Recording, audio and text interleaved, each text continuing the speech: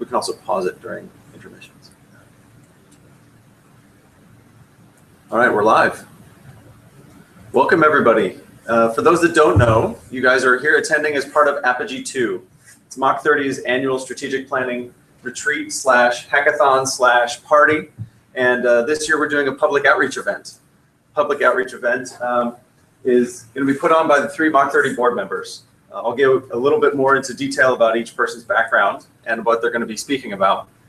But first things first, I want to talk about kind of why we're doing this.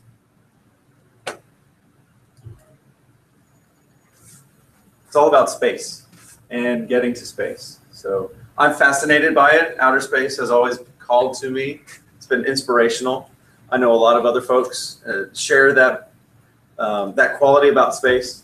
It's something that I don't know that you can get really anywhere else. That sense of wonder, the sense of just possibilities, sheer vastness of an infinite universe. Just, I don't know why, but it's unlike anything else.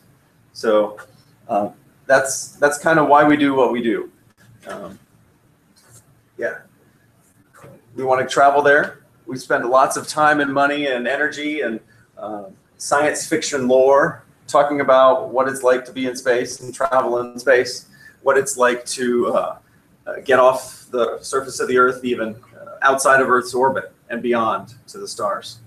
So Mach 30 has an approach. Mach 30 has some ideas and ways to get there. What we're going to go through today is a series of presentations and kind of wrap up this Venn diagram. For those that don't know, the Mach 30 folks have decided that we fall into 3 categories. Now, these are overlapping and not mutually exclusive. So you'll see a lot of characteristics of some groups in people throughout all of the groups. First one we're going to talk about is makers. The maker circle here you can see represented on the lower right. You're in a maker space. You came because you probably saw it on the Nova Labs meetup. So you might fall into that circle if you're interested in making. The second thing we'll talk about is spaceflight. The top circle in the Venn diagram, you can see overlaps with everything. And so there are makers interested in spaceflight. Because you showed up today, you might be interested in spaceflight, so you might fall into the overlap, makers and space. The third Venn diagram circle is open source hardware. Some people like to document what they make, actually take the time to compile all of the procedures, bills of materials, lists of operating instructions so that it can be reproduced. The products and the projects that you do, you want to see produced and reproduced by a lot of different people, or crowdsourcing your project so that a lot of different people can contribute. I would consider those folks to be open source hardware folks. The lower left circle in the Venn diagram also overlaps with both of the others. So you can see there are makers interested in the documentation piece of the open source hardware, and spaceflight and open source hardware, etc. I think Mach 30 falls in the middle, and we'll talk about why and how. Today, you'll hear from 3 different speakers, like I mentioned. I'll be representing the spaceflight circle. Jay Simmons, the Mach 30 president, will be representing the open source hardware circle. And we're going to introduce first Mr. Jeremy Wright, a Mach 30 board member, to talk about how making relates to Mach 30. Now, the purpose of today, again, is to get you some information, but we're also looking for you to connect, hear about anything you like. If you see something that piques your interest, or if you want to find out more, please connect, and in whatever way you're able to. We have all of the social media. We have an open hardware portal called Open Design Engine. Of course, we're going to talk more about all of this stuff. So take a flyer on your way out that has all of the links, all of the pages, all of the URLs, and we encourage you to connect. Find your preferred method and like, +1, follow, tweet, you name it. So we're out there. With that, I'm way ahead of time, but we'll just keep pressing. Let's get started. First up, I'm going to introduce Mr. Jeremy Wright. He's a Mach 30 board member and the founder and president of Innovations Technology Solutions. A company that he founded is focusing on open source consulting, training, and software development. He has a bachelor's in mechanical engineering, minors in biomedical engineering from the Rose-Hulman Institute of Technology.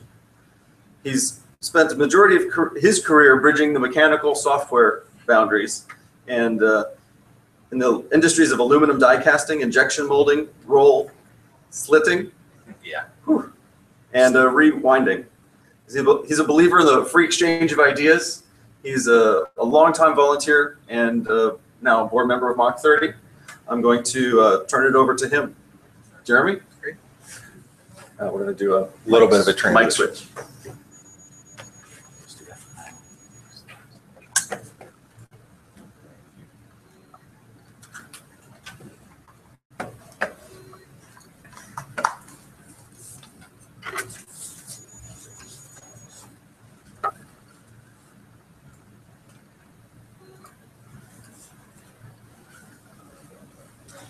All right, so I was sitting in my office one day and I was thinking to myself, you know, I really like making things. I really like open source hardware and open source software, and I really like space. I wonder if there's an organization that combines all of these things. So, of course, I went to Google, started looking around, and I found a few different ones, and 30 was the only one that actually ever responded to me. So I started learning more about it, and after a while I started thinking this group of people in this organization might actually have a chance to pull off something as crazy as doing open source spaceflight. So here I am years later talking to you about making and rocket science at Mach 30. So space is cool, right? It's vast, it's mostly unexplored, and there's tremendous potential for learning and advancement. Making anything related to space, whether it's a mission patch for a project, or you're working on fabric and stitching for a new spacesuit design, or you're 3D printing a rocket nozzle, all of that is really awesome. Now, using those things that you make in space operations, whether it's on the ground in support of orbital operations, or whether it's something that actually goes into space, that's just beyond awesome. So we have a little bit of experience building things related to space and using them and presenting them to people. And this is a picture of our Shepard rocket motor test stand at Club Siberia Makerspace in Indianapolis, Indiana. Jay and I took it down there for some integration between the electronics and the structure and to do some testing. And once we got ready to do some test firings, we told everybody that was currently in the space, hey, we're going to go outside. We're going to fire this test stand off. Feel free to come out and watch. So pretty much everybody filed out behind us. We got set up and started doing test runs. And you notice there's people lined around the side here, and there's people around this side that you can't see in the picture. Everybody wants to get as close as they can, safely can, to watch the test stand operate. People are taking pictures, taking video. People start asking questions. We had somebody ask for a spent rocket motor casing to take home as a souvenir.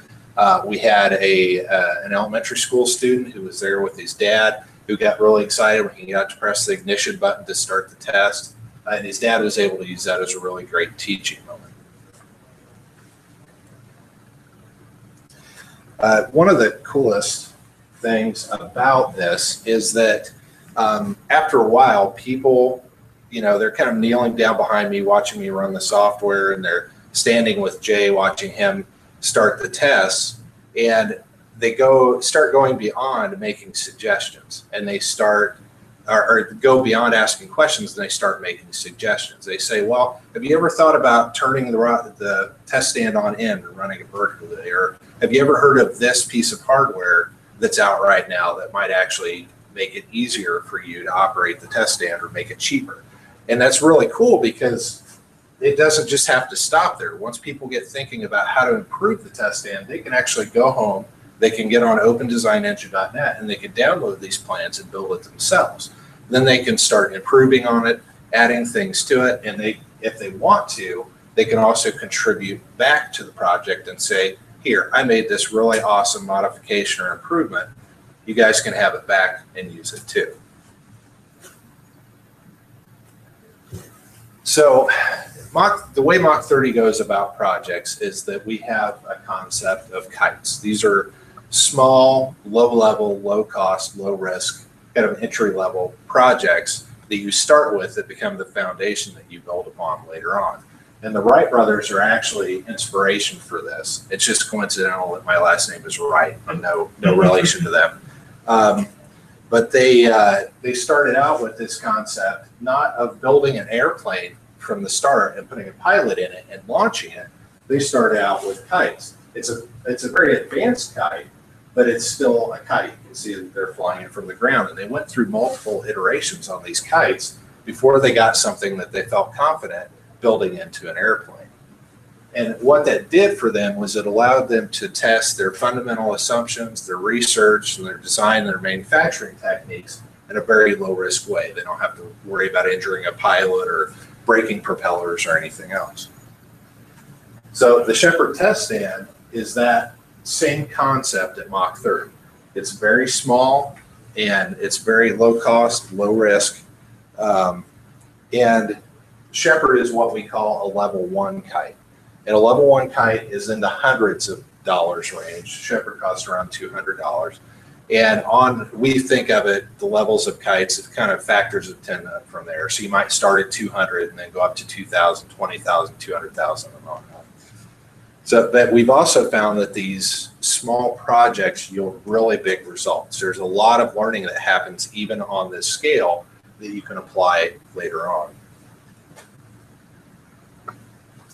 Mach 30 also uses modern design and manufacturing techniques to accomplish things. It's a little bit hard to see, but we actually have a piece here from one of our projects that's being 3D printed. So we use 3D printing and additive manufacturing. We use parametric scripted CAD, and we've also been working on building our own tool chain on top of modern design technologies that helps us tie the math and the theory all the way through to what's manufactured with very little error in between.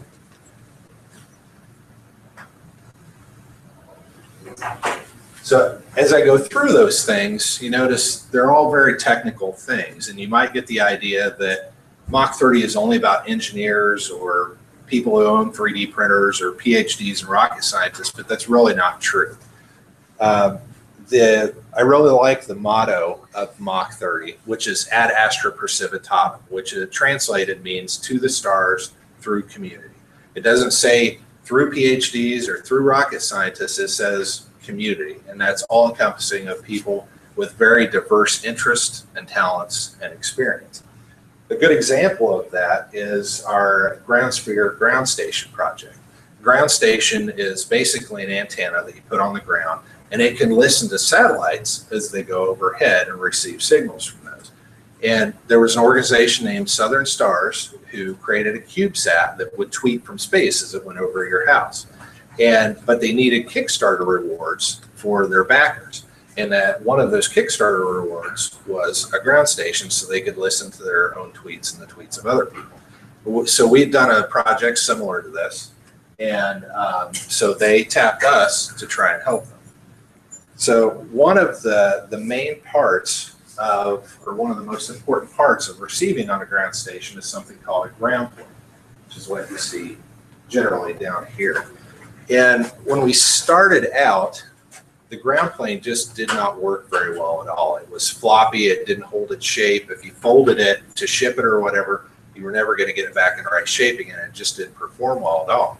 So we had a community member who does needlework, among many other things, and she took a look at that and said, hey, I think I can fix that.